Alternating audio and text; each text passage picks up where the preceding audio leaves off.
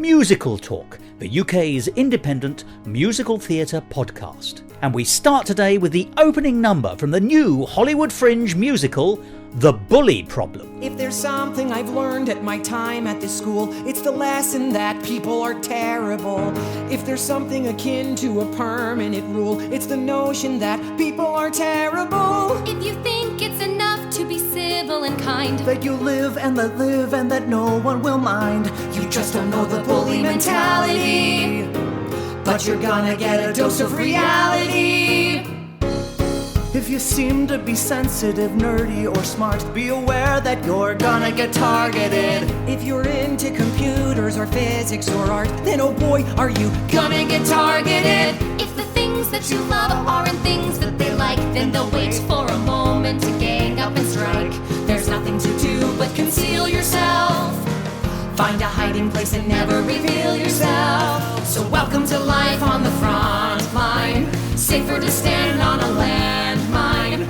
Welcome to Vanderbilt Junior High.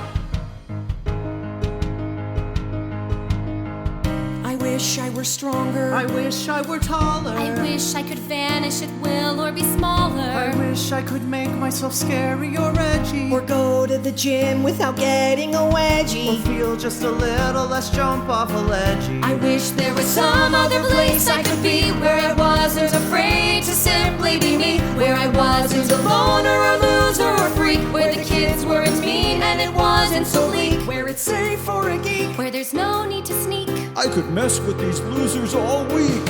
Every morning I wake up and hit the alarm and pretend that I go to a better school. I would give up my phone or put lice on my arm if it meant I could go to a better school, far away from the panic and teasing and strife, and the days that they say are the best of your life. But slowly the truth appears. Gotta take it for 2 more years. For 3 more years. For 1 more year. For 4 more years. So here's to La Vida statistic. Try not to be a statistic. Welcome to Vanderbilt Junior High. Junior High. Junior High. Welcome to Vanderbilt Junior High.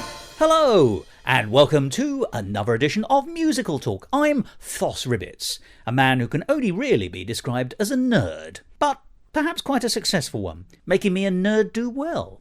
Well, do we have a fantastic show for you today? We do, because it's not just this episode, which is the show that you'll be hearing about, it's really the show The Bully Problem, which we're going to be looking at in depth. Well, what do you know about The Bully Problem? It's a brand new musical about to premiere at the Hollywood Fringe on a number of dates in June, and it's by the very talented Michael Gordon Shapiro of this parish. He's a long-term friend of this programme, and, I'm proud to say, of mine. And if you think the name sounds familiar, it certainly should. He was the presenter of the last couple of episodes. But in this episode, we're going to be looking at his new musical, the 2-act, family-oriented musical, The Bully Problem. And we'll be hearing lots of songs from the score. They're all at this stage demos. There are plans for a proper cast recording once the Hollywood Fringe has concluded. But the demos, I think, are of very good quality and give you a real feel of the quality of Mike's songwriting and also the fun to be had at the show. And Mike is no slouch when it comes to being a successful composer. He's written music which has been heard on SpongeBob SquarePants, Star Trek, Undercover Boss and America's Most Wanted. He's also had music recorded by the Disney and Warner Brother corporations for a number of interactive media websites and computer games, and he is the composer of a concerto for Chinese zither. He is, after all, classically trained. And in our happy world of musical theatre, he's already proven himself, because he is the composer of A Feast of Snacks, featuring 3 mini-musicals. You may remember we spoke about those: HMS Headwind, Climb the Smallest Mountain, and The Charmed Life, and the 1-act family musical, Super Sidekick, the musical. But he has now written his first 2-act full-length musical. It's called The Bully Problem, and it has the strapline, which I think is intriguing: when the going gets tough, get a robot. So, in a minute, we're going to hear an in-depth conversation that I had with Mike. But before that, let's hear another song from that sensational score. Like this episode, this song is fully operational. System diagnose komplett. Har simonier och gratulationer till ditt shop av en ny antropomorfa automatisk personlig assistant. I don't understand what you're saying. Language detected. English, United States dialect. Are you Dykstra? Kevin R. Yeah? Scanning retina. Ow! Paired with owner! Wait, what? I didn't ask to be paired.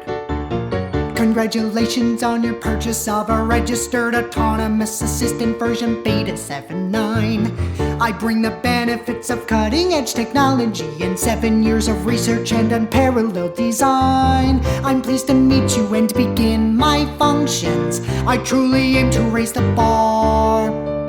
My diagnostics tell me memory, sensors, servos, motors, drives, and software are operational. My comprehension of 100 human languages allows you to commend me in the manner that you please. Stop talking. My neural networks and semantic informatics let me process and anticipate your future needs with ease. I'm primed and ready to begin assistance and be a member of your team. I don't have a team. My power levels are unsteady due to software bugs, but otherwise I seem operational. I am designed to nurture all that is best in human potential. If one would truly live in full, then certain goals are essential. One has to strive to set new sights, to reach for stars, to scale new heights, to hear their call. But most of all, to find a circle of one's peers. My prime directive is exceptional companionship, providing you with guidance through the challenges to come. In matters physical or mental or logistical, consider me your maitre d' and confidant and chum. I am the zenith of design cognition. I passed the Turing test with ease. Isverja haktes et gemischke snatskap og et Nobelpris I expertise. Wrong language. Operational.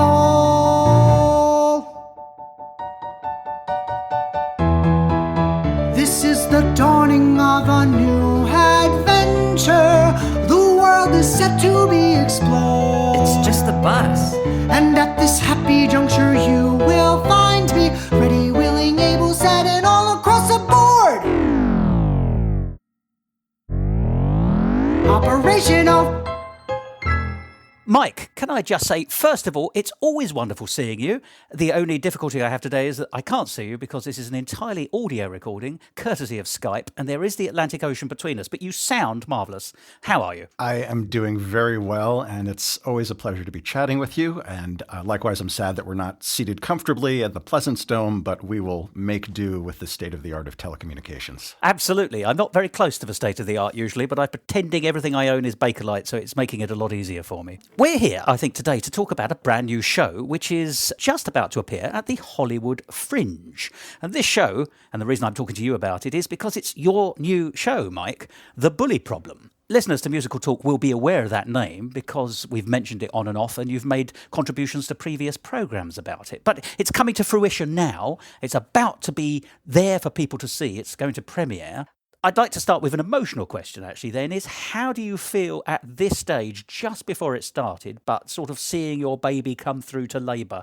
There's a mixture of two responses. One is what you'd expect from a writer, which is delight mixed with a little bit of anxiety and wondering if it's going to come out on stage as well as I've hoped and imagined. And then there's the other part of me that is acting as co-producer, who is completely immersed in the practicalities of the production, in trying to market the show and spread the word, dealing with practicalities like cutting sections because we're running too long. And that part of me is so busy that it kind of overwhelms my attention span. So I'm mostly in getting things done mode.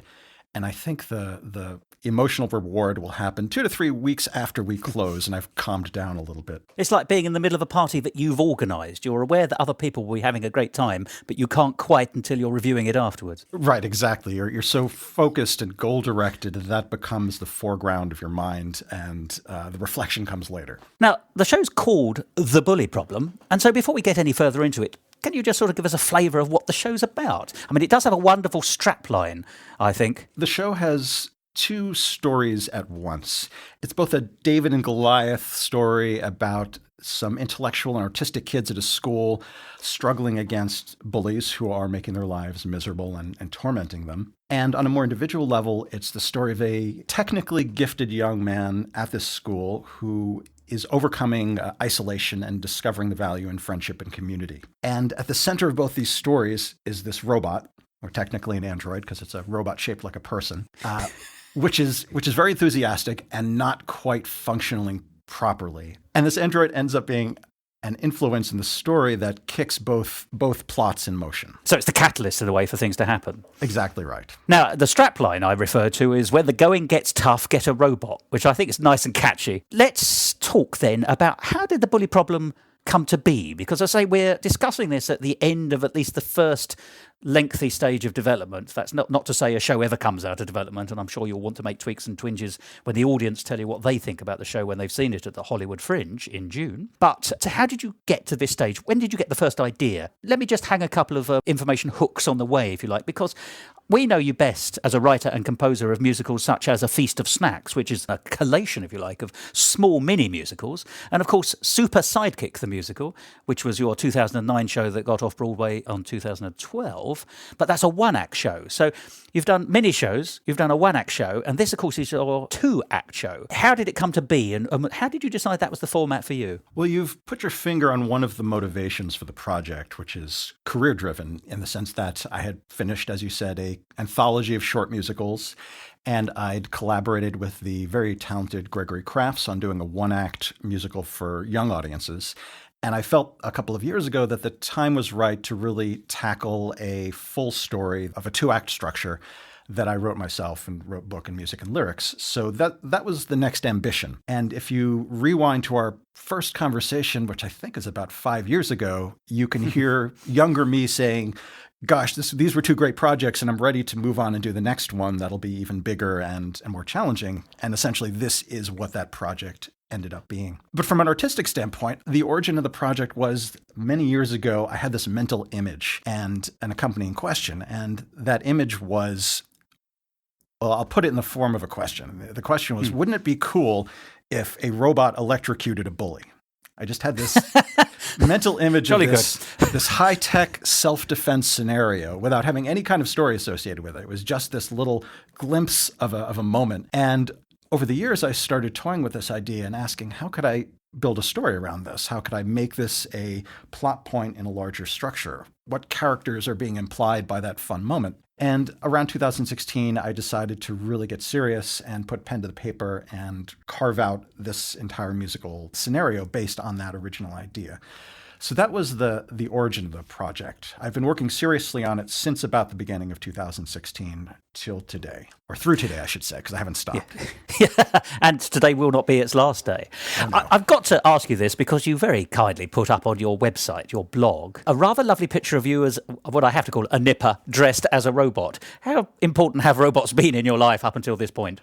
Well, I think any American male who grew up culturally during the 80s, I was born in the 70s, but I kind of was exposed to the films and TVs and stories of the 80s at an impressionable age. I think robots and the trappings of science fiction have a kind of intrinsic coolness that grabs us. They're not commonly represented in musical theater, because robots bring up the thorny question of, well, what is a robot going to sing about? How can you have a robot sing without making it into a caricature or poking fun at the idea of robots, which I don't really want to do. I've only got one thing to say to that, which is biddy, biddy, biddy, biddy, but carry on, please. And that, if I know my pop cultural correctly, was an allusion to the original Buck Rogers television show starring Gil Gerard and Aaron Gray. You know your onions. And let's be thankful that no musicalization of that has been attempted yet. So yeah, robots are cool. I've always liked them, and they seem like a natural playing piece in this very nerdy quasi-science fictional story. So you had this idea, and it's both an interesting idea in itself, this idea of the robot getting one back, basically, beating the zap out of someone else, I think would be the best way of describing it. But it's also a very visual idea. So what is your creative impetus? Is it ideas and extrapolating, or did you see it as a visual and you think, actually, how am I going to present this? You know, how do you get your ideas out? Well, initially, as I mentioned, I had this mental image, and it really was a cinematic mental image in the sense that it relied on things that we can't do effectively on stage. We have limited abilities to do visual effects. We don't have the ability to force the audience to look at a tiny position on stage. We've just got the whole stage, and we try to direct their attention as best we can.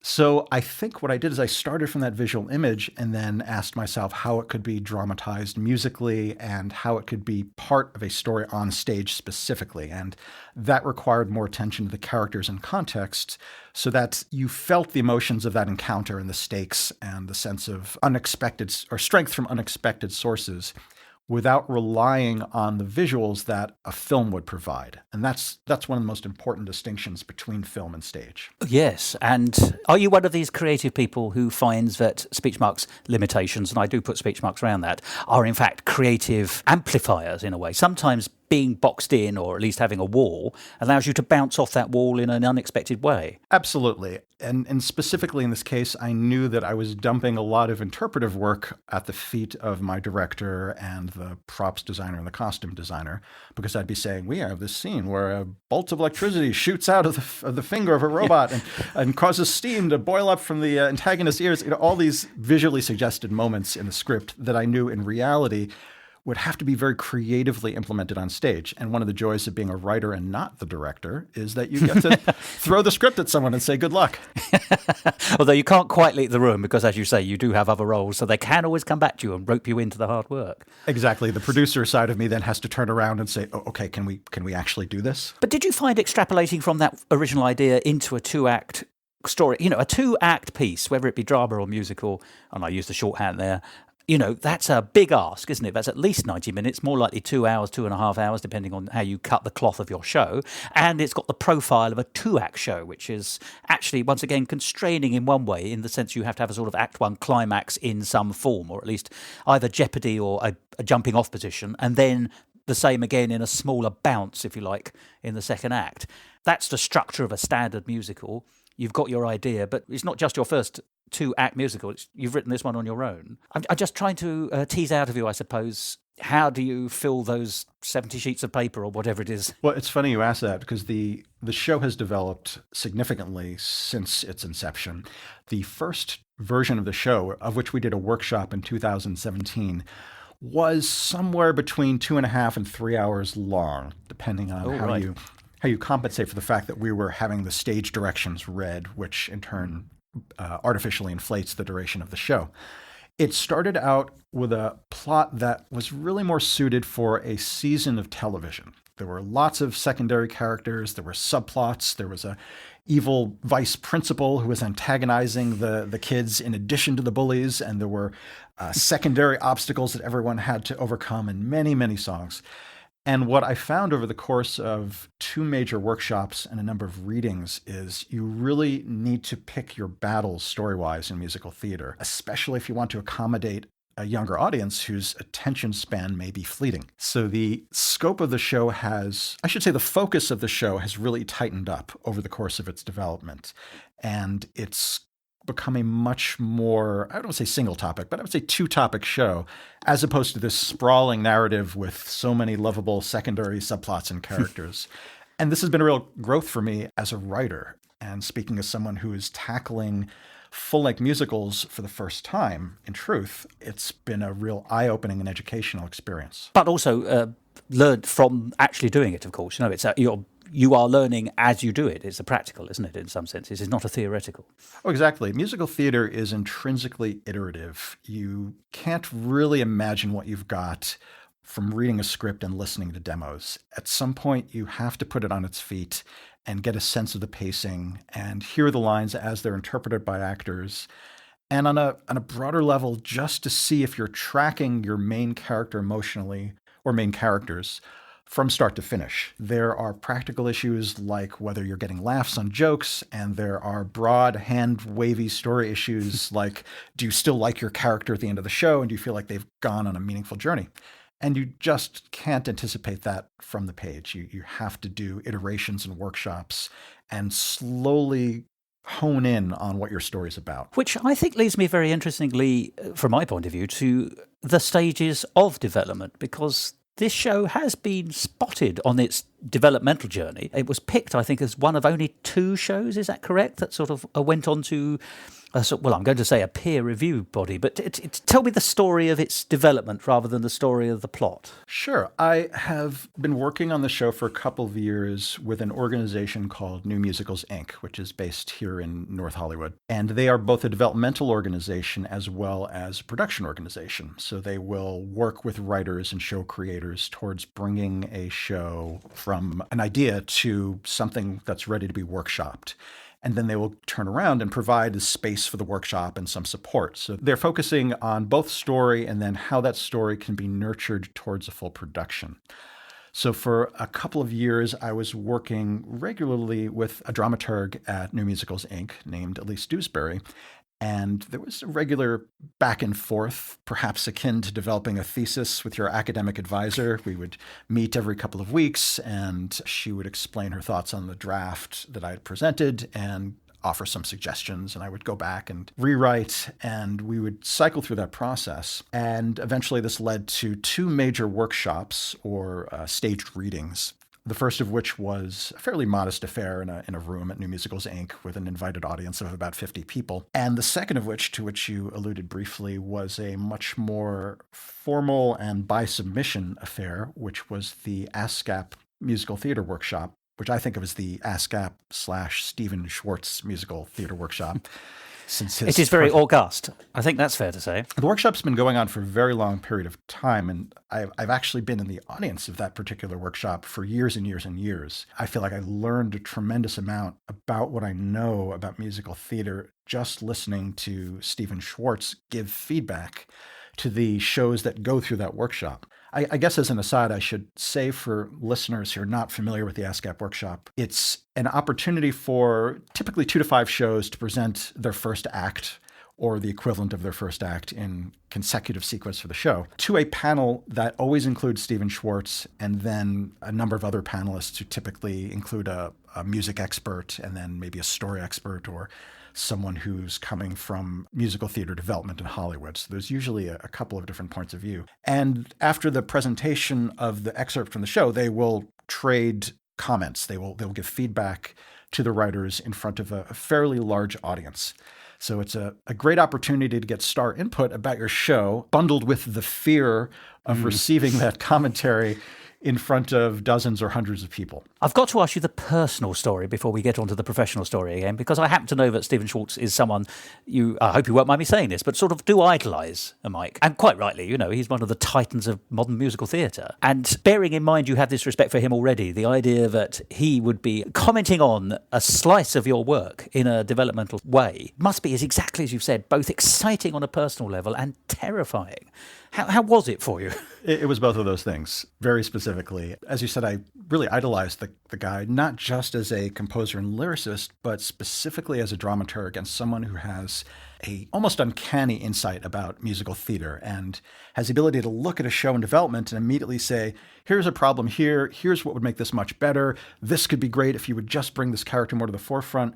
He will watch a show's presentation and immediately come up with amazingly insightful comments. And as someone in the audience for years at these things, I would think, oh yeah, I completely agree with everything he just said, but I wouldn't have been able to come up with that observation myself. It's something that he would be able to articulate something that maybe was bubbling in my unconscious or something I just felt but couldn't really verbalize. And he would just put his finger on it. So having watched so many shows go through this process over the years, having my own show included in this program was both a dream come true and the source of incredible nervousness and anxiety because, oh my gosh, there are hundreds of people in the audience, including lots of my friends and colleagues who are going to all be staring and watching me receive feedback. And I happen to know historically, it's my own personal observation that the stronger the show that would go through these workshops, the harsher the criticism. And the reverse of that being if a show feels very nascent or more good intentions than results, they will tend to be very gentle and encouraging. I've seen shows that I thought were dynamite get torn to shreds in a way that almost seemed harsh, which after the fact I realized was just tough love and encouragement. So the highest you can aspire to in having your show in the ASCAP workshop is lots of harsh criticism, because that means they see the potential in what you're doing and they're trying to nudge you towards success. So you look forward to an evisceration, essentially. Yeah. Well, to be honest, I would have loved to have him singing my praise and dance around and tell everyone in the audience how brilliant I was. But the draft of the show I brought at the time was something that was very much in progress, that needed attention and needed revision. So I got the full benefit of his suggestions, many of which were brought to bear in the final version that we're doing now, and also the full. It had genuine worth. Well, absolutely. He was spot on. He made really important observations that made sense to me after the fact, but that I wasn't fully aware of going in. And that's really what you hope to get out of that experience. I've got to ask you also then, forgive me, how do you perceive Stephen Schwartz now in 2019, the year afterwards? My opinion is the same. He's brilliant and insightful. Excellent. And I was in the audience at the most recent iteration of the Los Angeles ASCAP Musical Theater workshop. And I had the opportunity to climb on stage afterwards and corner Stephen for a second and just say, it's a year later. I took your advice to heart, and our show is opening in 2 weeks.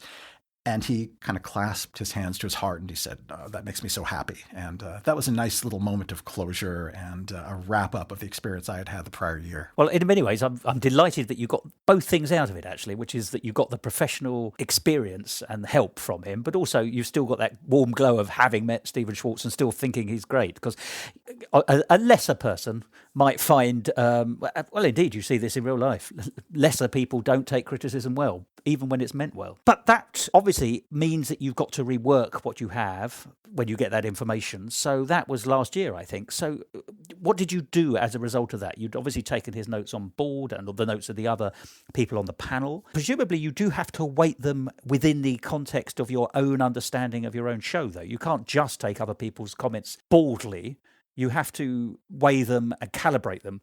Is that an easy process? No, it's extremely difficult. It involves a lot of pacing and cursing to myself and fighting harsh truths and occasionally turning aside ideas that I feel do not serve the intent of the story, even though they're well intended. Specifically with the ASCAP workshop, it's worth remembering they're only seeing the first act of the show. And some of the comments they make are based on extrapolating where they think your show is going to go. That's not always the case. The biggest change I had to make was what I call giving a brain transplant to my main character, and which is Kevin. Who's this 14-year-old? I mean, we need to talk about Kevin. Yes, that joke was made last year, I should point out. I've got it written down on a piece of paper here if it's any help. One consistency throughout all versions of the show is that the lead character is a very bright but socially isolated kid, about 14, who is very intellectually gifted and very self-confident intellectually and wants to get into a special school for smart people. The details have changed from draft to draft, but that has always been the core. And in the first version of the show, Kevin's the thing he wanted to do was be a mathematician. And the idea was, well, mathematics is a very abstract pursuit, and it makes sense as the thing that someone who is socially isolated might want to do. This is me now speaking as a story writer. You want your character to have a pressing goal in a musical, and the goal isn't necessarily what they actually need, but it kind of kicks off the story. The person wants this thing. Elphaba really wants to study with the wizard, but as it turns out, that's not the thing that she really needs to do. So I believe a very famous songwriter came up with a song called "I Wish." Yeah, indeed. Into the woods, and didn't that go well? So yes, this is musical theater 101. You need a very motivated protagonist so that the songs have some kind of emotional impetus to them. So my solution was to make my main character an aspiring mathematician. Well, it was pointed out to me, not in these words, but essentially this idea, it's hard to make someone who wants to do math problems all day compelling on stage. How do you share that with the audience? You can do it in a film because you can use visuals of cinema to show math problems and abstract representation of reasoning, but it's really hard to get excited watching someone want to do math. You're absolutely right. And as you've already touched on, it is also very, very difficult to illustrate. Even if you found the best way in the world of illustrating it, you will immediately lose at least half your audience, or even 50%, speaking as a mathematician, which I'm not, because some people immediately, the wall goes up. So I think you're right to be thinking about that. Well, that was a main point of feedback, is that Stephen and his fellow panelists said is that your main character is getting less sympathetic over time. He's becoming more withdrawn. And I thought, what nonsense. My main character is lovable. He's a semi-projection of part of my own experience. How could anyone not love him immediately and seeing on stage? But what's valuable about the outside perspective is that they show you how your character is being perceived by someone who is not you. And that is presumably your audience. That was the main point of actionable feedback I got from that panel, is that my main character was not clicking. And I went back to the lab and I said, well, what's wrong here? And I reasoned, well, the thing that he wants to be a mathematician is hard to convey on stage, as I said. So the present thinking of the character, the present version of the story, Kevin wants to build robots. He is very enthusiastic about technology and the potential of robots to take over a lot of labor that human beings do. And he kind of idealizes the idea of robots at the start of the show. So there's a real difference here in that suddenly we can kind of get aboard with the thing that our main character wants. We can say, oh yeah, robots, you want to build something. That's great. I can see how a 14-year-old kid would be into that. And more importantly, the actor can sell that dream to us through song. Whereas I was never really successful in selling the dream of mathematics through song in prior versions of the show. It's funny enough, it's just more tangible, isn't it? Because partly there is a physical object at the end of what it is he wants. Exactly right. And more to the point, you can dramatize somebody engaging with that goal in a way that I personally was not able to with math. Specifically, in the opening of the show, we see Kevin involved with an attempted invention. He's come up with an idea which, in objective terms, is terrible, but he's very enthusiastic about it. And his idea is he's going to take a drone, kind of a standard quadcopter drone, and turn it into something that will trim trees. It will fly up into the air with giant blades and try to do the work of a landscaper. And at the beginning of the show, we see him brimming with enthusiasm, but this idea is going terribly wrong, and the drone is practically chopping down a tree, and these birds are flying away in panic. And he's trying to keep a good attitude about this as he's buffeted by branches and listens to the scream of panic and wildlife. And that moment is cute, and I think it sells you on this character. You know, it says, oh, here's somebody who's got a kind of misdirected passion, but we see what he wants, and that's cute. There's room for this character to grow, but we're kind of on board with him at the get-go. Or at least that's the plan. Well, it's funny, isn't it? Because enthusiasm is, in fact, I think very attractive. It's a very attractive quality in people. I find it so anyway. And it has a kind of oddly youthful quality and a idealistic quality, because sometimes people are bouncy puppies, aren't they, with their enthusiasms. So actually that translates very well into a representation on stage. I can see that. Especially where musical theater is involved and the characters need to convey their emotions directly to the audience rather than indirectly through exposition. I mean, musicals are all about people emotionally evaluating their wants and the relationship of those wants to the world. So the clearer and stronger and more tangible those wants are, the more we as listeners to music can get aboard. I've got to ask you, we were saying, or rather, Stephen Schwartz observed that the character in the draft version that they saw was not getting more sympathetic, but the reverse. You've made his want more tangible. Was there anything else you had to do for the arc of the story? Or is it just that enthusiasm and that sort of that pumping the adrenaline into him has done the trick? There was another major shift in the show that pertained to the group of secondary characters. And what happens in the show is Kevin stumbles upon a club of nerds that are called SLAFPOC. That's actually an acronym that stands for all the things, all of their interests combined into one club name. And Kevin finds this group hiding out in a basement, quite literally, hiding from bullies every day. They run from class, they hide in a basement, they wait for the bullies to go away, and then they go home. So this is a group of characters. It's a nerd nest. Exactly right. And these collectively kind of serve as the role of the traditional secondary character. Kevin's fate during the show becomes intertwined with this group, and this is where he manages to come out of his shell. But in the first draft of the show, this group, the SLAFPOC gang, was portrayed as what I thought would be lovably squabbling eccentrics. They all had their own interests, and they were kind of fighting for time to present their interests to one another during club meetings. And they adhered to Robert's Rules of Order, which is a very complex real-life system of negotiating meetings. And they were all using parliamentary procedure to thwart one another. One would try to cut short another's presentation so they'd have more time for their own. There was a lot of comic emphasis on the squabbling that nerds do. And if you have friends who are science fiction enthusiasts or actors, etc., this is probably familiar territory in real life. Nerds of all I can go stripe. one further than that. I consider myself to be a nerd. And for example, Doctor Who, haha.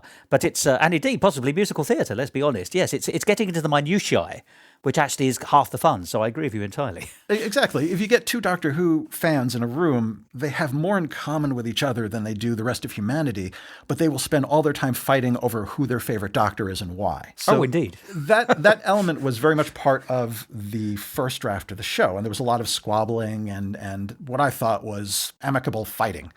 But as it affection-based squabbling, rather Exactly. than bitterness. Yes, and I can see on paper that sounds good, but It was I hear a great butt on looming. paper, yes. So There's a huge butt looming, no pun intended. And the problem was that if you show people fighting on stage, you've just shown the audience people fighting on stage. The audience has not spent time with these characters. They haven't had a chance to love them and then see the squabbling as a dismissible side effect of close friends. You just see people fighting and being crabby at each other. And Stephen and the panelists said, these kids just seem discontent. Why are we supposed to like them? And there's another case of my having to reconcile my concept for the characters with the actual experience of those characters on stage. So there was another round of rewrites where I really refocused the group. Without changing their core natures, I refocused how they presented themselves to the audience. And the result is now I feel like the scenes with that club are among the strongest in the show because they're legitimately likable now. And I'm so glad you said what you did just then, that you've kept their core character. So you haven't thrown out the concept and started again. You've actually said, no, these characters are perfectly fine. It is just what they were doing which worked against them. If they are doing something else in a slightly different way, they are still character A, B, and C. So I like that you've actually taken you've kept the core strengths and developed, as you say, focus, I think is the word that you used, and that sounds like exactly the right word for this. Obviously, the outcome of those developments must have been quite successful because let's not fail to blow the appropriate trumpet here. You did win first prize for new musicals, I think, last year. Is that with New Musicals Inc.? Is that correct? Exactly right. These events are all interrelated. New Musicals Inc. has a competition, I think it's every year, but it might be every other year, called the Search for New Musicals. And the result of my developing the show with them and bringing it to their attention was that I was awarded the first prize for that year. And the current production, which is co-produced by NMI, is a result of that award. So all these events are interrelated to one another. I developed the show, I was awarded the prize, and as a result of that, we're now collaborating on the production. Well, can I say congratulations and very, very well deserved, and how wonderful that the outcome is, therefore, the opportunity to see it performed at the Fringe, which, and there's a marvellous phrase which you use online, which is that to see it at the Fringe is a rubber meets the road moment. I've written that down because it was such a splendid phrase. I thought that's a beautiful usage. But of course, it's also very evocative of what you're actually saying. This will be, all the versions beforehand have been developmental versions. And of course, we all know shows never stop being developed, really. But this is, if you like, the premiere. This is where we, the public, have a chance to go and see it. What have you had to do since winning that prize and putting it on? Is it now merely finessing, polishing, tweaking? Or have there still been opening the... I was going to use the British phrase of opening the bonnet of the car and giving the engine a good whack, but I'm sure there must be a different American phrase to cover that. Well, one of the values of having a production, and in particularly having your first production, is it gives a focus point for rewrites of the show and development of the show. And I think if you're a young writer or aspiring writer of musical theater, you have this imagination that you're going to write your masterpiece, mail it to someone, and then they're going to go and produce it, bringing your vision into reality. And in truth, the process is much more iterative, and a production or performance opportunity can be one of the biggest drivers of rewrites. The looming stage date will be the thing that forces you to get the show in shape.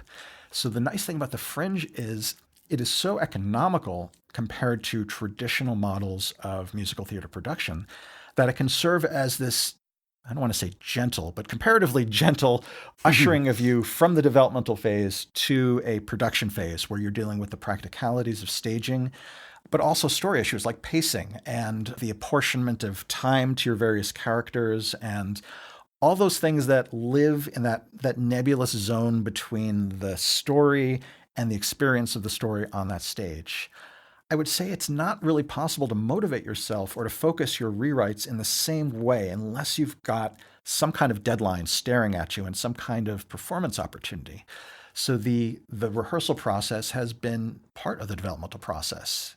It's let me see what moments are slow or what moments are unintentionally funny that I should let breathe a little bit more. You know, there's all these unexpected twists and turns that emerge during rehearsal that let you see really what your show is and what its strengths are. So cause and effect are almost a little bit reversed. You know, the production happens and then you finish rewriting the show. So it is for tangibles again, isn't it?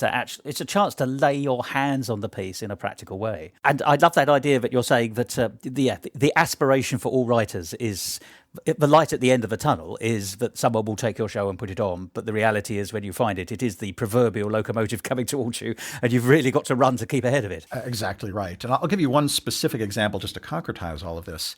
I have this habit of trying to thwart musical theater traditions just in an effort to be interesting, and sometimes that habit backfires on me. And one particular case that emerged during rehearsals is my tendency to affix to the end of a song that has a natural button at the end, a little bit of extra, like a line or two of dialogue that adds humorous commentary on what just happened in the song. And a kind of coda. Exactly, but literally just this tiny little blurb of dialogue. And that appeals to me as a writer because it's fun to twist a formula and to maybe defy our expectations a little bit. But there are practical consequences of that decision, because if you end a song on a button and you've got a scene change, there is this efficiency because everyone's applauding and you can have the actors or whoever making that scene change. So that's a real time saver, which in terms of the pacing of your show is a very important thing of which to avail yourself. And I found that my tendency to add these little extra dialogue moments after the song had ended were throwing a monkey wrench in the works and costing us time because we no longer could take advantage of doing a scene change during the applause. But I never would have known that. My producer / dramaturg pointed that out to me in a very practical discussion about running time. And it was a moment where the realities of stage kind of backwards propagate into the writing of your story, and you really end up making text changes to accommodate the reality of performance. And this, again, is just an example of this very tight interrelation between actual performance practice and your story and how your story is set up. That is genuinely interesting and not something I'd think I had tangibly spotted. I'm using the word tangible a lot today. I'll put a pound in the slot every time I use it. Because you're right, I don't think I would have clocked that. And yet the moment you pointed out, of course, it's the most obvious thing in the world. You also touched on something else, and I do want to pick it up because actually, it's a tangible thing that anyone, even those of us who are unfortunately not going to be able to see the show in Hollywood, mostly because we're not near Hollywood, there is an element and feel of the show, I think, which is tangible for us all, and it relates to the fundraising because shows don't just put themselves on. You have had to raise some funds for it. And I'd like to compliment you on what I consider to be the best, genuinely funny fundraising series of videos I've ever seen. Thank you. That's very kind of you. And can I say, I also didn't expect to see Kaiser Wilhelm II or you in a refuse bin. So, there's a number of joys. I've only picked two of my highlights. I think people should watch the collected episodes of your fundraising ambitions to give a sense of the fun and joy and delight that the show is encapsulating, which you're sharing with the audience in a completely kind of sort of meta way where you've actually got to raise funds, but you're also showing people with your tongue in your cheek, the flavour of what they're going to get. I think it's very nicely done, actually. Well, thank you. You're very kind, and I was the beneficiary of a lot of talented people who believed in the idea of the show and chipped in time and talent to really make those fundraiser videos happen. For the benefit of listeners, you can still go to fundraiser.thebullyproblem.com and it will take you to our Kickstarter page, which is no longer accepting contributions, but holds the fundraiser videos there, so you can still watch them. But what we tried to do is exactly what you said. We had a practical purpose, which was try to drum up contributions to help offset the still staggering cost of staging a musical, even at Fringe. But I really wanted to make the actual process of fundraising to be entertaining and to convey a little bit of the spirit of the show itself.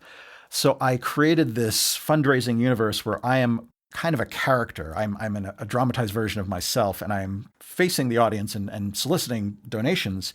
And at the same time, bullies from the musical have gotten wind of this and are trying to prevent the fundraiser from happening. So they're trying to interfere because they think the musical portrays bullies in an unfair light. So we've created a kind of meta narrative around the fundraiser that ties directly back into the characters of the show. And it's madly successful in doing so, I must say. I mean, even as you speak, I just want to run on and go, "Hey, nerd!" which is now a catchphrase as far as I'm concerned. But it was, but there are so many iterations on it. You work it because it's a number of episodes, isn't it? As you went through the fundraising process, you issued new fundraising videos, and you've done a compilation, which was the one I was watching. But actually, watching that 8-minute compilation of, I think, 4 episodes. Although they are obviously all about trying to raise money, they're all different, and they all they all made me stay with the video till the end. There was nothing dragged about it at all. And if the show's got that pace and that fun, that sense of fun, and that's so important, then actually it can do nothing but be successful. I did try to retain the voices of the characters in the show and the style and feel of the show, even though the characters were commenting on things that didn't exist in the show. So obviously within the musical, the characters don't know that they're in a musical. They think that's their life. But in the video, the characters were aware of the musical, and as said, the bullies were trying to prevent it from happening, even to the point where the bullies set up their own anti-fundraiser, which is kind of a charity telethon where they urge people not to contribute to our fundraiser. So the fundraiser itself had a story to it with a dramatic arc that was a lot of fun to enact, even though it was crippled by the featured performance of someone who cannot act, namely myself. But I'm assuming that isn't a stuntman who's running very, very fast down the road in one of the early episodes. Yeah, there's a scene, and this is another spontaneous idea that just occurred to us, but there's a scene early on where I am facing the camera and doing the standard, please contribute to our show, and I am interrupted immediately in the alleyway where we're shooting by a bully who then tries to assault me, and the camera pivots back to me, and I'm running away at high speed. Fortunately, one of the things I do bring to the table as an actor, in lieu of any kind of acting talent, is having been a marathon runner, so I can do my own running stunts. So there was a little bit of comic it's the energy. method. Yeah, exactly right. Little did I know as I was running all those years that I was preparing for this one fundraiser video. But you do see me bolting away from the camera, which looks pretty funny. And another It is. scene, It's a great funny moment. Another scene, I am harshly shoved out of frame by another bully. And the joke is I'm in the middle of giving this, what I am intending to be an eloquent, impassioned plea for contributions, and a bully just shoves me out of the frame in a way that's supposed to be very brusque and violent. And the bully in question was a really close friend of mine, and in fact, my collaborator on other projects, Greg Crafts. We were working on a way for him to do this safely, and what I found was when he just gently nudged me out of frame, it wasn't funny at all. So I told Greg, just run at me, just hurtle at me at top speed, knock me into the frame, it'll look great. Greg is, I think, 6'3", and of no there's a sense of build. Momentum in his build, yes. So yeah, this was easily the worst decision of my adult life, was telling him to do that. And also, when someone in the crew said, we have someone here who is a professional stunt coordinator, we can have them catch you as you are pushed out of frame. And this is what they do professionally. It'll ensure your safety. And I said, it'll be fine. Greg, come on and just throw yourself at me. So you can see in this video, Greg crashing into me and throwing me, as it would turn out, into the pavement, where I injured my arm non-trivially. Oh, no. And I'm now just kind of in the tail end of the recovery. I think I gave myself a hairline fracture in my wrist. Good Lord. So it was terrible. And in subsequent scenes in that episode where you see me being very cheerful and saying, we love the show, we'd love to contribute, I'm actually in great physical pain, which is hysterical now in retrospect, even though at the time it was pretty awful. So I maintain that the only acting I did in the entire video series was pretending to be cheerful when I was in exquisite agony at that moment as a result of my own terrible decision-making. Well, if that doesn't make people go and look at it, then nothing will, because that's a great set of stories. And all we're really talking about here is the fundraising video. Imagine how good the show is going to be. Well, the show has far fewer injuries, I'm happy to say. So if you're happy, Mike, let's talk about some of the score. Of course. Obviously, you've been very kind to us in the past. You've let us play one or two demos from The Bully Problem, and we're going to be playing those demos at various points in this episode, and indeed have already done so in one or two cases. So I'm hoping that listeners will be able to therefore connect with what we're saying when we talk about these songs. But they are demo recordings. But of course, to get the full effect of what you're really doing, one should go and see the show when it's on at the Hollywood Fringe, and we'll be talking about how people can do that a little bit later. But let's start with your scene-setting song, which is Vanderbort, which I noticed there's a lovely photograph on your blog where it's of the sheet music, and it includes the narrator's phrase, which is that the school is, because that's the name of the school, a bad school in a bad part of town. It sort of sets the scene. And I was listening to the song, and it has this sort of refrain about people are terrible. So you already get a very strong sense straight from the beginning that there's a community within that school who are not happy. They're frightened. So you're setting your stall out very quickly. But also I really liked what I always think of as the Cole Porter trio, the three comedy rhymes one after the other, which you use very effectively in this song. And I think I'm going to quote this, if I may. I've got it written down. The people who feel they're being terrorised by the bullies sing in succession, I wish I could make myself scary or edgy. And another says, or go to the gym without getting a wedgie, which I think is a very funny line. And someone else says, or feel just a little less jump off a ledgy. I think there's such audacity in that triple lyric and a great deal of comedy. How easy is it to get comedy into an opening number, a kind of scene-setting number? That seems to be quite an interesting dichotomy within a song. It's very effective as a result, but it strikes me as rather hard. Well, comedy comes from conflict. So the art of making something funny is taking a conflict and finding some way we can defang that conflict and sanitize a little bit while not robbing it of its sincerity and sense of stakes. And that's what this show is about, in as much as it deals with bullying. Bullying is a, unfortunately, perennial serious topic. And it's important in portraying the sympathetic kids being bullied to walk that fine line between being able to look at a situation and find the humor in it, and then not making light of something that is serious. So the opening number is all about that. It's telling us what kind of universe we're in and who the sympathetic characters are and the problems they have, which is that bullies are making their lives miserable. And it gives us a little bit of insight into the wants and needs of the kids in the school, who at this point just really would love physical safety. Their goals are very modest. And there's a little bit low bar, isn't it? Exactly right. And it points forward a little bit because there's a lyrical reference in that song to the necessity of hiding. Hiding is kind of the one strategy that the kids have come up with at the beginning of the show. And in order to avoid a hiding, presumably. Well done. Took me a second to parse that, but yes, well done.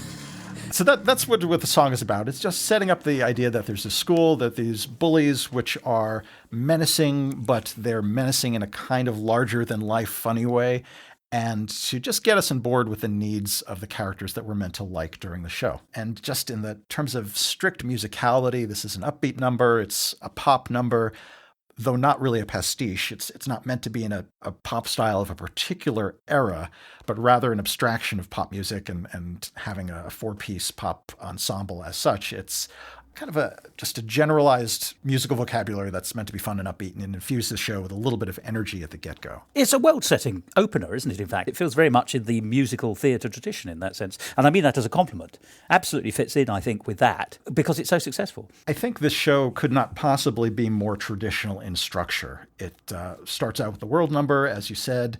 It goes into the I Want song almost immediately afterwards. I think I'm subconsciously following the template that has been adopted by Broadway musical theater writers since the medium really matured in the middle of the 20th century. And it's not because I have a highfalutin ideological goal of following the example of those who came before me, but that I've been moving more and more towards the structure because it's so effective. And when I've tried to do something that went off the rails a little bit, I found myself revising it because I didn't like the impact of my storytelling.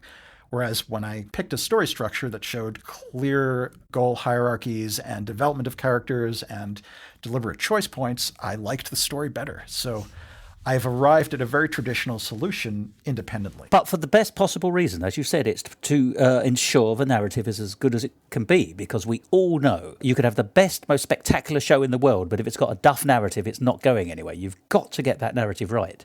So if you don't mind me saying, I think, your everything is practically considered, and I do mean considered, all towards the focus of getting the story right and into the hearts of the people who are watching. You mentioned earlier in this interview how the necessities of staging provide a kind of inspiration. And in this case, we have a very tight hour-and-a-half limit on the show. And that is a side effect of the particular venue we're using and the constraints of the Fringe Festival.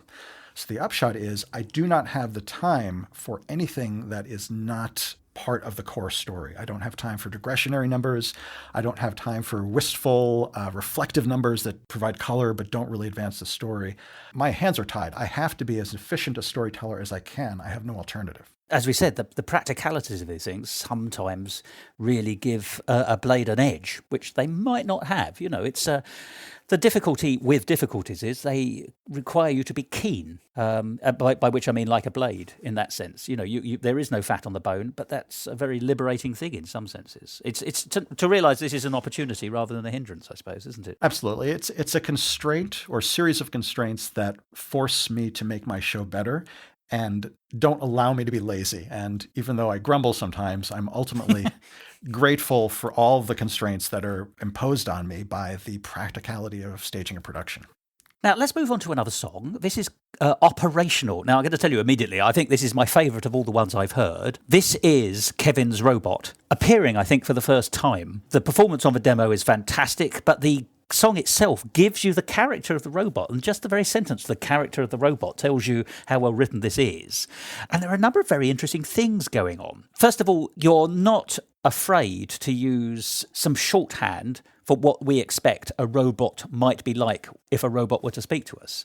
You can either go for the Stephen Hawking voice, or you can go for the kind of sort of, I'm going to say, cartoon robot, which is the I talk like this, la la la, take me to your leader, sort of space alien almost thing. So you use that very well, and you've used a very kind of, I'm going to use a layperson's term, there's a kind of staccato underscore for many of the lyrics in this, and it has that kind of buppity buppity buppity buppity bup kind of lyric, almost, I'm going to say it, Gilbertian patter. I can't help myself, but it's true. That's what I was getting. So you get that, and then so having played up all the stereotypes in a beautiful characteristic way, you then have what I'm going to call the middle eight, because once again I don't have the phraseology, but that middle eight, which is strangely elegiac. It has aspirational elements to it. I think there's a lyric that says something along the lines of one has to strive to set new sights, to reach for the stars, and to reach new heights.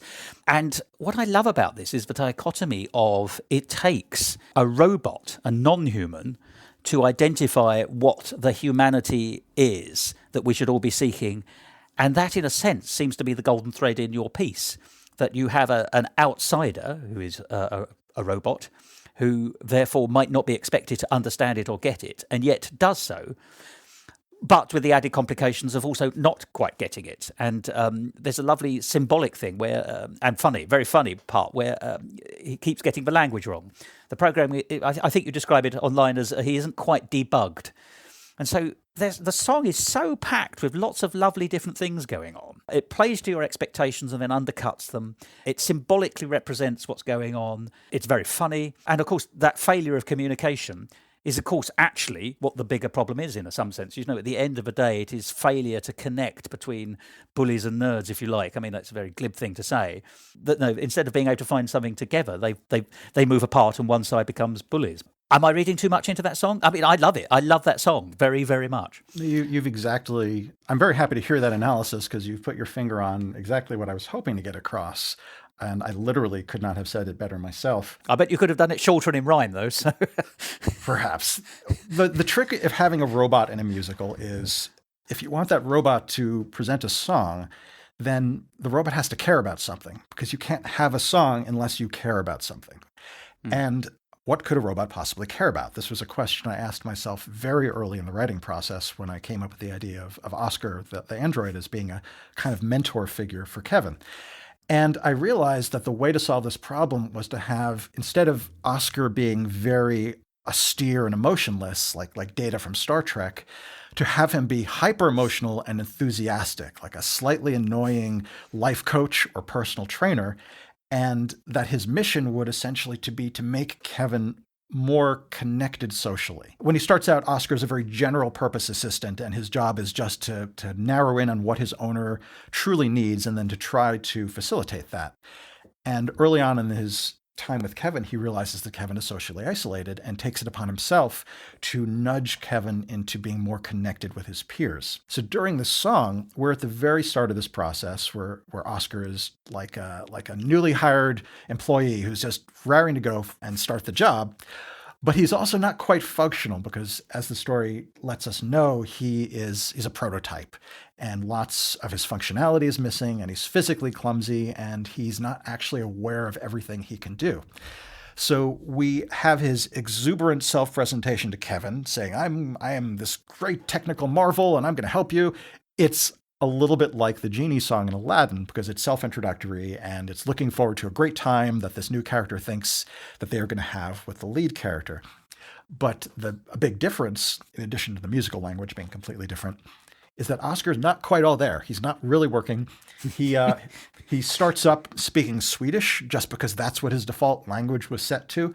And because he's not quite working, he keeps falling back into Swedish in the middle of the song, which causes a lot of confusion to Kevin, who literally doesn't understand what he's saying.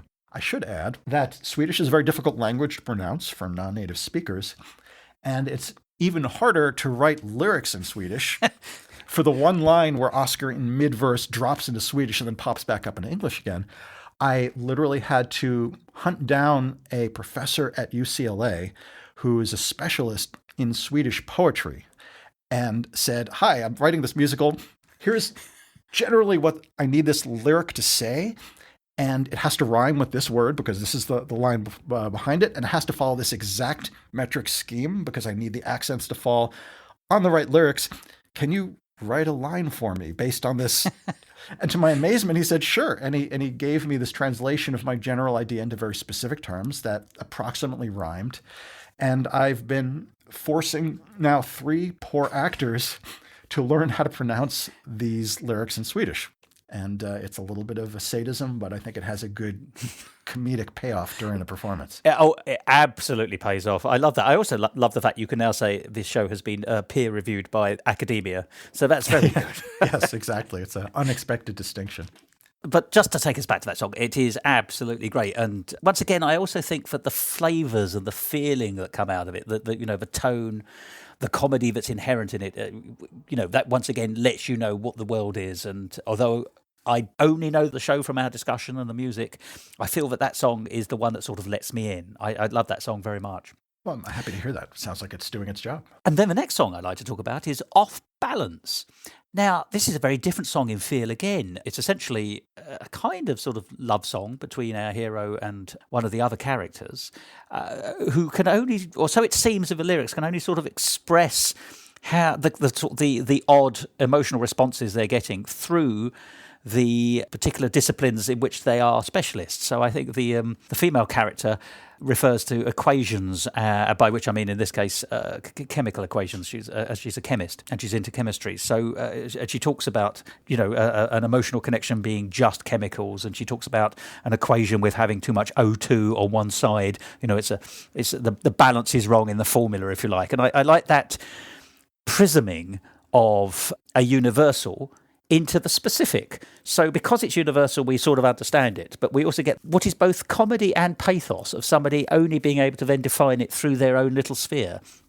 Although one isn't prismatic through a sphere, but I'm sure the light benders amongst us will forgive me for my mixed metaphors. This is a situation that was deeply informed by my personal life as a teenager.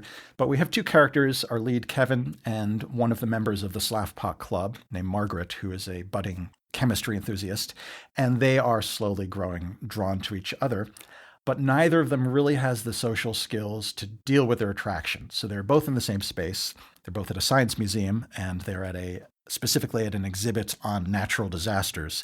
So they're walking side by side, somewhat nervously, looking at dioramas of tornado devastation and earthquake and trying to make small talk around everything they see. How romantic. Exactly. That's the joke. There are these interludes in the show that aren't in the demo where after making this profound revelation of emotion, Margaret will say, "Oh, that poor Russian village," because she's looking at a depiction of that meteor strike.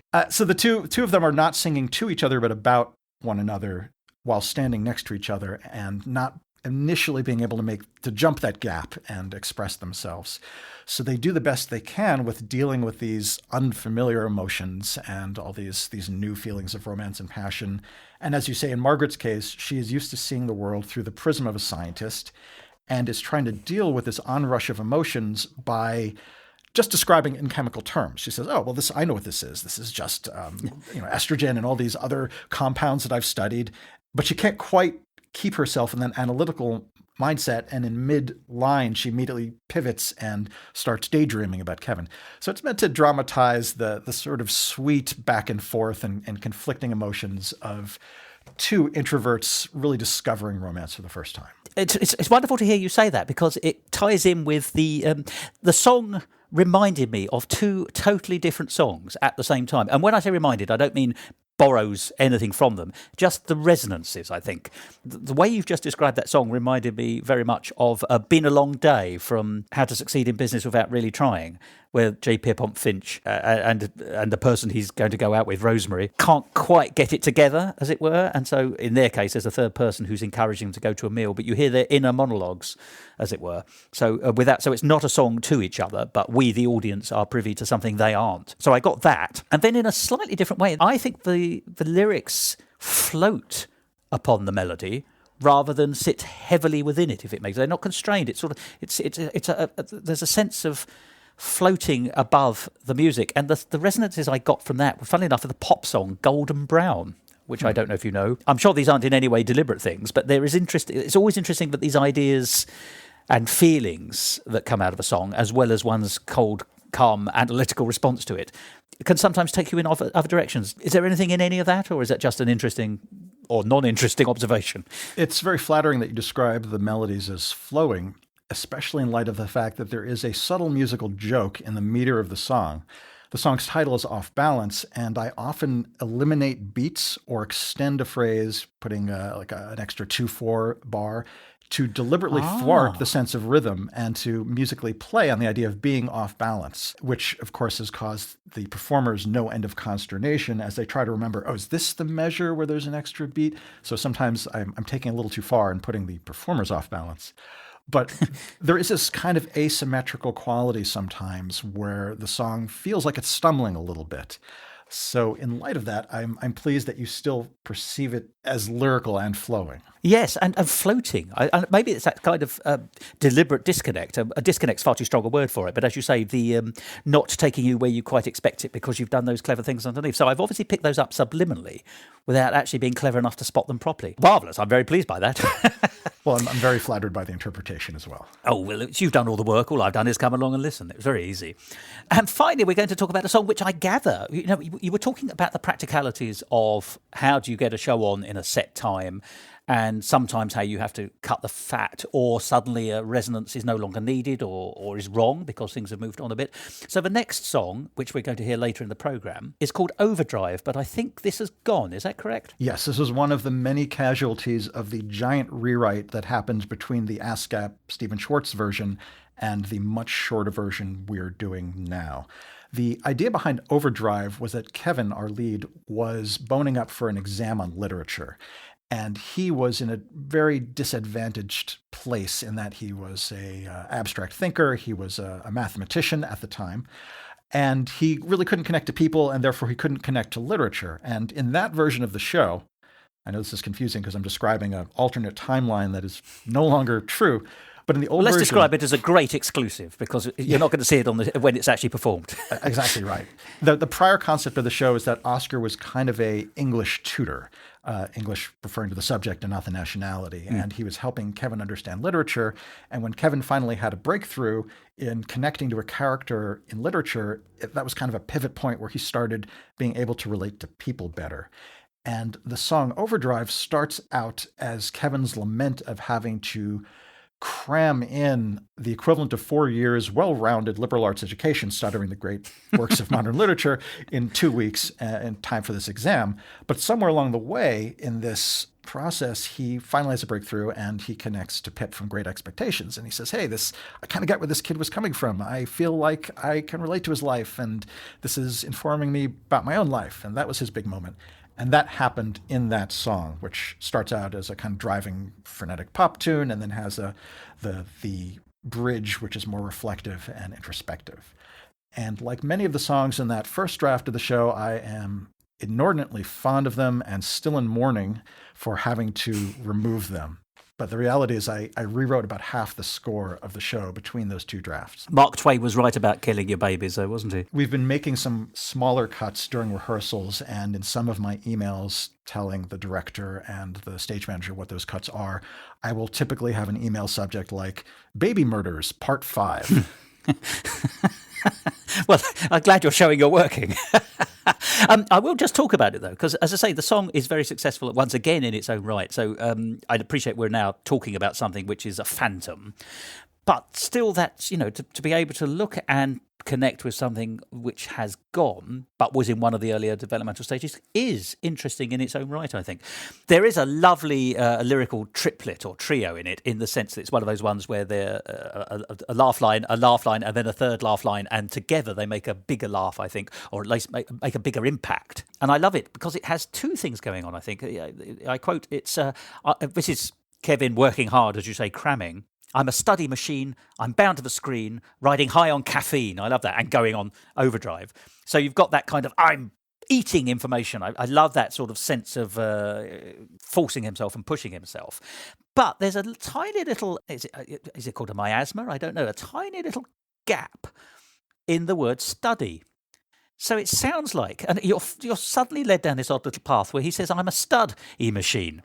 Or that's the way it sort of comes across to me. And you suddenly think, in his head, he's eating this. He's champion. He's top of the world, and he's a stud. He just happens in this case to be an English literature stud. Is that a deliberate thing, or is that something the performers put in, or have I completely overlaid that myself? No, that's just bad prosody. That was me not being a good lyricist. Totally unintentional. But I think it works. It's fascinating. I've never heard that interpretation before, and it's very interesting. It might have been, had the song not been executed, I might have considered that to be a interesting take on it. I don't know if it would have been in character for him to say stud, even as a joking reference to the fact that he is studying. I don't know. That was an interesting direction, but it wasn't intentional on my part. Well, I'm still giving you a gold star for it because I loved it. I'll take it. And people will hear as we play the song a little bit later on, obviously, although he is sort of getting it, he's also getting it wrong at the same time. Funnily enough, not unlike Oscar. But in this recording, there's a magnificent cameo by you, Mike, as I assume it's Oscar who's correcting him when he makes a mistake. And the resonance, and this is the resonance I said earlier that I hope you'll find flattering. Basically, he makes a mistake in his literature when he's making a statement about it. Oscar the robot corrects him, and then the song goes on. But there are two famous speech marks, it seems to me, teachers in society that we hear interpolating into dialogue. There's the teacher in the Peanuts cartoons, who is, as you know, the sort of the muted trumpet. Right. That is not what I'm looking for here, because we can hear the word. So he is connecting with his speech marks teacher, who's Oscar here. I'm actually thinking of the original complete cast recording of Allegro, which was only made 10 or so years ago, the Rodgers and Hammerstein musical. And as a tribute, they cut in Oscar Hammerstein into the lecturer scene. So he plays the lecturer in this recording. And I thought, oh, Mike, that's you being Oscar Hammerstein in your own musical, which has got an Oscar in it. Once again, I'm just drawing far too many things in from nowhere. But if it's helpful, I consider you to be the Oscar Hammerstein of this musical. Well, I'll definitely take that quote out of context so I can make myself seem like a better writer than I am. But in the case of this demo, it was just simply needing to have somebody read one line of dialogue for Oscar, and it was not within me to ask T.R. Krupa to drive all the way here so he could lay down this one line of dialogue and then drive all the way home. So I recorded that one line fairly badly in the demo, and I haven't had the need to replace it because, as I said, the song no longer exists in the show. However, I think it's a lovely extra flavour, and it's always lovely to hear the composer. But I'll tell you what that song does do, and it does it in a very careful way, in a way that, a lot of good musical theatre songs, but it's a very difficult thing to do, which is show the passing of time. It's a song which actually represents, I think it's 2 weeks of heavy cramming. And it does it so gently that it's only towards the end you suddenly realise, oh no, we're being drawn inexorably towards the end of this time period. And that is something that a lot of drama and a lot of musicals have to grapple with. And there are only so many ways of doing it. And sometimes they're terribly clunky. And this song is not that.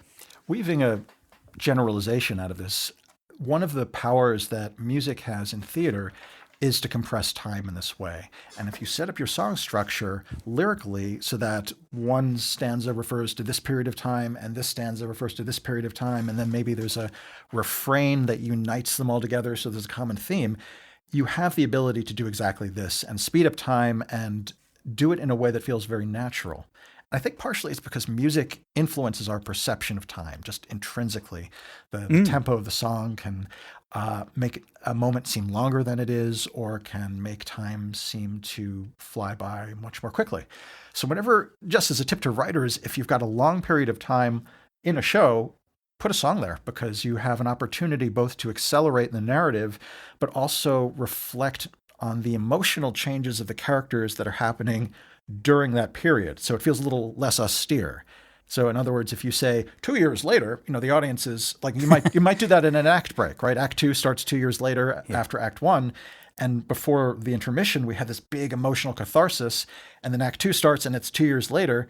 Well, gosh, we feel a little disconnected. Like, oh, what happened to all those powerful emotions from before I went to get a beverage? I feel like I've lost all that energy and momentum. Takes us back to Into the Woods, surely. Well, exactly. I mean, that's an extreme case. So you have an advantage through music to maintain emotional continuity despite a big jump in time. I'm not saying I necessarily did this with this now doomed song, but it is a general ability of music in theater that I thought was worth mentioning. The theory is always interesting, particularly when compared with the practical reality. One of the ways of doing it and one of the ways of doing it well. I think we've taken the discussion through various stages of development, but we must talk about the Hollywood Fringe. It's a fringe festival. As you've made your own observation, it has rather better weather than our own Edinburgh. It's high profile. It is in its own way a very august fringe.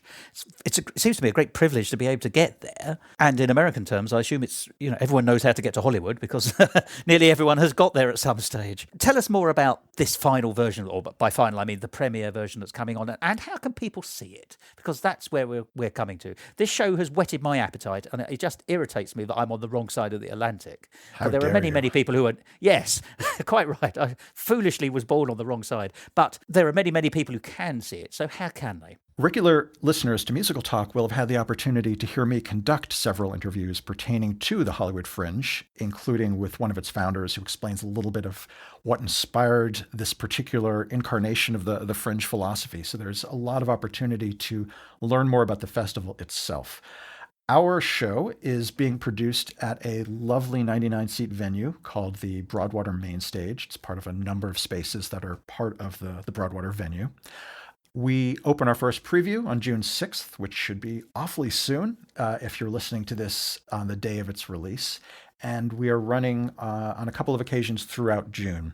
For those of you who are not tragically far away from Hollywood, either literally or career-wise, and who would like to come see the show, the easiest thing to do is go to thebullyproblem.com. That's just one word. And we have all our links to where you can buy tickets and where you can see showtimes, as well as our social media presences. We are very active on Instagram, so even if you can't come to see the show, you can see lots of fun rehearsal pictures and short little animations and get to experience it vicariously through imagery. So we definitely encourage everyone to check us out on Instagram, which is just instagram.com/thebullyproblem. But you can also go to our main website and link there, and to Facebook and Twitter and all the usual suspects where social media outlets are concerned. And just to clarify, I mean, you said it's on a couple of times in June. It's actually on, I think there are 6 different performances from the 6th to the 29th. So actually anyone travelling around that area who might like to try and pick it up over the course of essentially 3 weeks does have the opportunity to do so. So to get those dates, once again, go to the website. And the Hollywood Fringe website, of course, will also have all that information on it. There's a lot of variety in the showtimes because we wanted to be accessible both to adults as well as parents with kids who might want to see the show. So we will have one or two of our performances at the traditional 8 o'clock on a weekend, but we also have 11 a.m. on a weekend and some weekday performances. So we're hoping to accommodate the different kinds of schedules that prospective audience members might have. Something for everyone, essentially. So we hope. And final then question, if that's okay, Mike, is what next for the bully problem after the Hollywood Fringe? You'll know what I'm angling towards. Is it going to come onto British soil? Is it going to go anywhere else in the world? Will it go somewhere again in America? I mean, you must be hoping that this is merely the end of one stage and the beginning of another. Of course, I have a long-term plan for the show, and that's partially what has motivated developing it for 3 years. The next likely step after the show is to record a cast album from the very talented cast members who are bringing the show to life this June. I'd like to order the first copy, please. You'll have every opportunity. You will probably not hear the end of it from me, since you know me, but we were very fortunate in our fundraising. The aforementioned fundraiser was very successful, and part of what we were able to do was drum up some support for the eventual cast album recording. So that is, in as much as anything can be a sure thing, that is a sure thing. There are many festivals and other opportunities that are natural next steps for the show. I would love to work with a high school or a middle school, particularly one with an arts orientation, because I'd love to give this material to younger actors and see how they interpret it and see how that might redound upon the show itself. What a fantastic idea, yes. I would certainly love to bring it to the UK. It's always been a dream of mine as a regular Edinburgh Fringe participant, I should say audience member, to be a participant in the sense of bringing a show there. That's quite a logistical and financial hurdle that is probably best postponed to another time, but it remains on my wish list. And since the ASCAP workshop was also my wish list, there seems to be a good precedent of wishes coming true with respect to this show. So it is a living, breathing thing that will, if I have anything to say about it, will have a long life after this production. Well, I must say I genuinely hope so, because I would very, very much like to see it. And I do hope that anyone who has the chance to go and see it at the Hollywood Fringe does do so.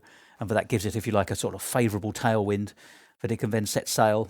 That's about right, isn't it, in terms of metaphors? And actually make its way to everybody. That would be fantastic. Well, can I say, Mike, it's always good to talk to you, as I said at the beginning of this conversation, but I've done nothing but be absolutely fascinated by everything you've said all the way through. This show deserves to be successful, and I hope it is, and I hope to hear more from you at all the next stages. Well, thank you very much. It's very kind of you, and I hope we'll be able to see some of the Musical Talk listenership in the audience in a few weeks. That would be fantastic. And bully for them. Well done. Well played. Save that for the end. That was the end of my career. Thank you very much indeed, Mike. I look forward very much to speaking to you again. Thanks a lot.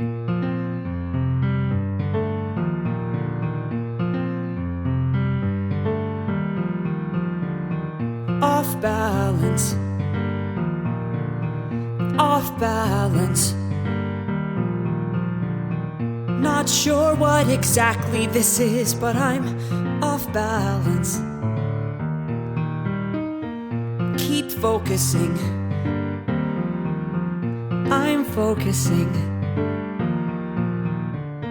But my focus has split into two, and the world has gone kind of askew. What does she think of me? Why do I care? Why do I miss her or feel like she's high in the air when she's right over there?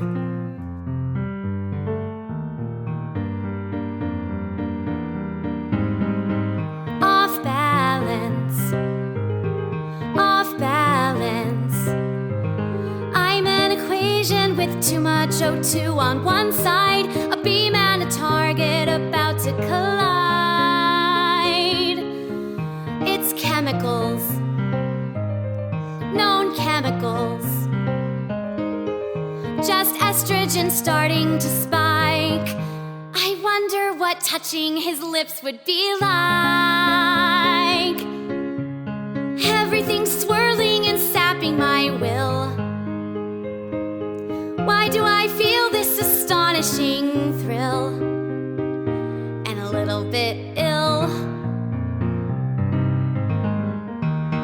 Now I keep thinking of congruent squares with similar shapes, but in mirror reflection. Why do I think of his face and his hair and keep wondering whether I passed his inspection? A weird notion has started to strike me. It's not crazy that someone might like me. Everything's frozen but still in a rush. Is this what happens when someone develops a... No, I'm just off balance. Off balance. Temporarily, mildly confused. Momentarily, slightly bemused. Just fleetingly preoccupied. Just briefly gone off of the track. But what if I don't want my old balance back?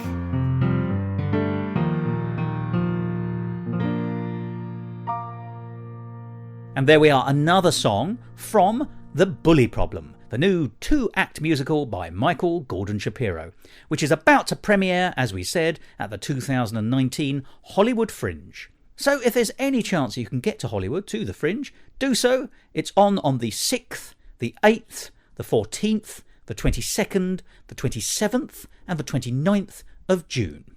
And I can assure you that if there was any way I could get to America, I would go and see it. I'm just hoping for a transatlantic transfer. Well, to find out more about Mike and his shows, so many options, go along to the following websites. His personal website is called mikemusic.com.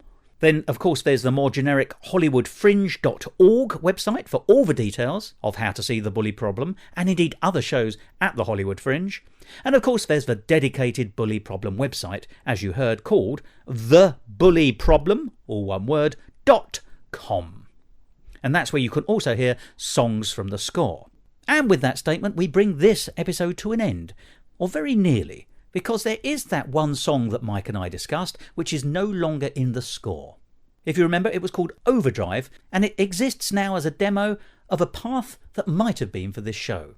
But it's still a great song. It still gives you a sense and feeling of the show and the characters and the vibrancy and also the quality of Mike's work. So I hope you'll find, as I do, that this is a fitting end to this lengthy and I hope fascinating episode about The Bully Problem.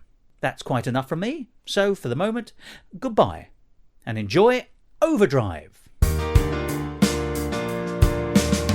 What happened to all my time? I'm stuck in an endless churn. Read this novel, parse this essay, grasp this author's view. Another poem that doesn't rhyme, another book, another page to turn. A million things to learn before the night is through. I'm trying to do my best, but feel my future rides on this one test. And now the pressure starts to climb. I'm a study machine, I am bound to the screen, riding high on caffeine and going in overdrive. The midnight oil begins to burn, I'm past the point of no return. Riding a giant wave, bailing a raft that leaks. Gotta keep on hanging tight for 2 more weeks.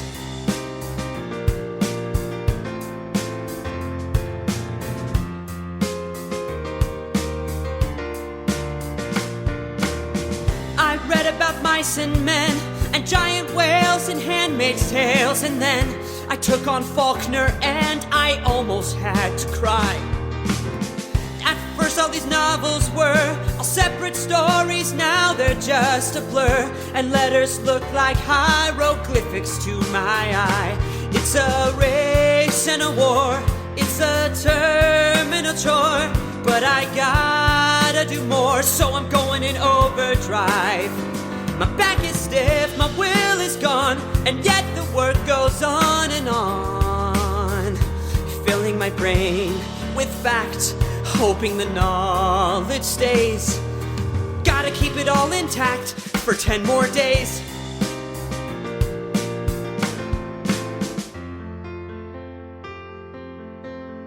In the middle of a chapter of the book, Great Expectations,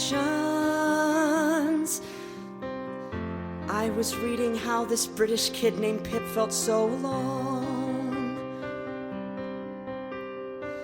And for a moment I was with him, I was sitting in his head. I could feel the way he felt just from a passage that I read. So weird to feel connected to a person in a book. It's like Jane Austen turned my page and found my life and took a look and wrote her story 'cause she knew that I was going through that. Great Expectations was written by Charles Dickens, not Jane Austen. I knew that.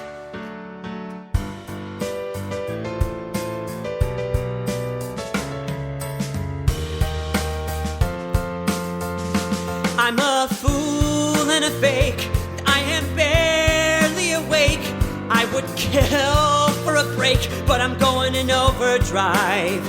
The hours fly, but moments creep. There's miles to go before I sleep. Gotta read all the texts, or there'll be hell to pay. Gotta keep my head on straight for one more day.